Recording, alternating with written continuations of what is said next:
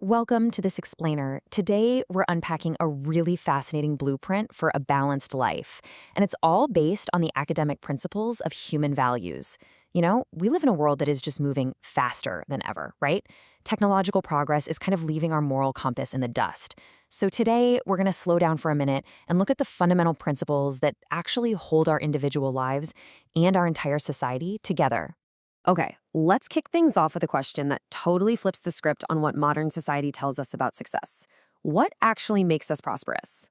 We are constantly bombarded with messages that equate wealth with happiness. But, if that were completely true, why do so many people feel so disconnected and unfulfilled when they literally have more material comforts than any previous generation? Well, to answer that, we're taking a journey through 5 concentric circles today. 1. The core need for values. 2. Inner human harmony. 3. Sustained happiness in relationships. 4. Balancing society and nature. And 5. Universal harmony and true prosperity. Let's get right into it. Now, what's really wild here is that these aren't just abstract, feel-good ideas. They actually come straight out of a hardcore, structured engineering syllabus called Human Values and Professional Ethics. Seriously, it brilliantly frames attitudinal change and human consciousness not as some optional luxury, but as an absolute practical necessity for anyone stepping into the professional world. It proves that these values are a critical framework for solving real-world problems. All right, starting with section 1, the core, the need for values. The source text beautifully describes human values as these invisible threads. And honestly, without them, our actions just become super mechanical, self-centered, and honestly, chaotic. Think about it. Values like truth, honesty, compassion, and respect, they're what keep our daily interactions from devolving into total chaos. Science and tech give us these incredibly powerful tools for progress, but it's our human values that act as the moral compass to make sure that progress actually helps humanity rather than hurts it. So the crucial point here is that we really need to redefine our terms. True prosperity, it's not just a big bank account. It's a holistic state of living with dignity and having meaningful relationships. To put that into perspective, a family that lives modestly but shares love, respect, and care is absolutely far more prosperous than a wealthy family that's just constantly plagued by conflict and mistrust. True prosperity is the whole shebang: the material, the emotional, the social, and the spiritual. And speaking of redefining things, happiness isn't just that quick thrill of winning a prize or, buying a new phone. Actually, while external achievements give us a fleeting sense of satisfaction, true, sustained happiness, that comes from within. It's a stable state of mind, one that stays totally anchored even when you're facing those inevitable curveballs life throws at you. Which naturally brings us to section 2, inner human harmony.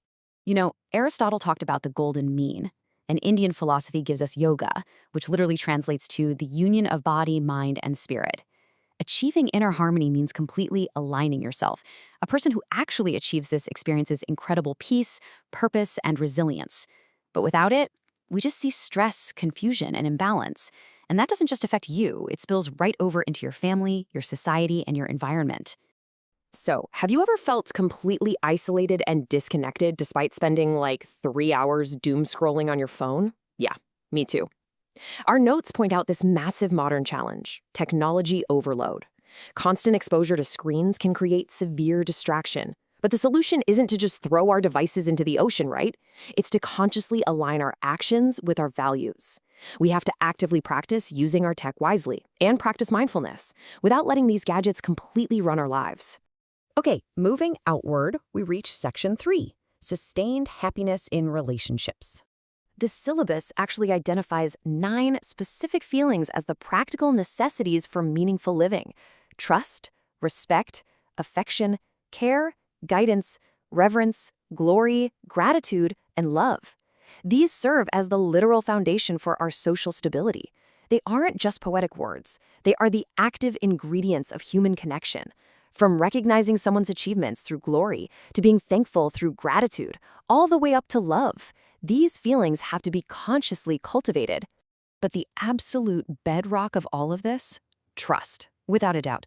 Without the belief in another person's integrity and goodwill, relationships just completely collapse into suspicion and insecurity.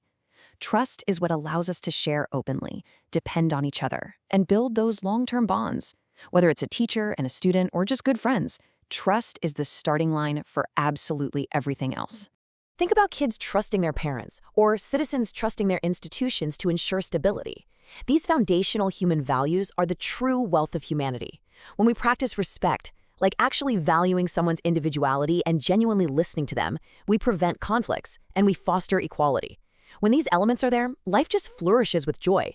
But when they're missing, relationships become incredibly fragile. Zooming out even further, we arrive at Section 4, balancing society and nature. We really have to recognize that we are a part of nature, not separate from it. Ancient texts talk about prakriti, which means treating nature as a sacred entity. You can look at powerful examples of this, like India's Chipko movement, where villagers literally hugged trees to protect the ecological balance. Overexploitation, pollution, deforestation, these are the direct results of what happens when we completely ignore our values when it comes to the earth. Promoting this harmony isn't just some philosophical thought experiment, though. It requires actionable steps from all of us.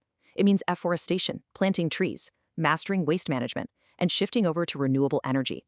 Harmony in nature is a strict, practical necessity. Because quite simply, human survival depends entirely on the health of our planet. We have a solid moral duty to make sure future generations inherit a healthy ecosystem. And finally, the macro level. Section 5, Universal Harmony and True Prosperity. There is this profound Indian philosophical concept, Vasudhaiva Kutumbakam. It translates to, the world is one family. It reminds us of our ultimate interconnectedness, showing that global cooperation during crises is absolutely essential for our survival. It's the realization that all entities, living and non-living, are part of this unified whole. Your well-being is completely 100% inseparable from the well-being of society, nature, and the cosmos. Ignoring this ultimate interconnectedness, that's what leads to climate change and massive inequality. But embracing it brings real peace and sustainability. We saw exactly this kind of global cooperation during COVID-19, and we see it in international agreements like the Paris Climate Accord. When we act with universal responsibility and really understand how our individual decisions ripple out to affect the larger world, we create a framework for living in alignment with the universe itself. So, as we wrap up this explainer, I want to leave you with this final, incredibly important thought. We've talked about these invisible threads of human values, from finding your own inner balance to cultivating trust in your relationships, all the way out to acting sustainably for the planet. These values aren't just optional luxuries. They are the invisible threads holding our very lives together. So how will you weave them into your own life today?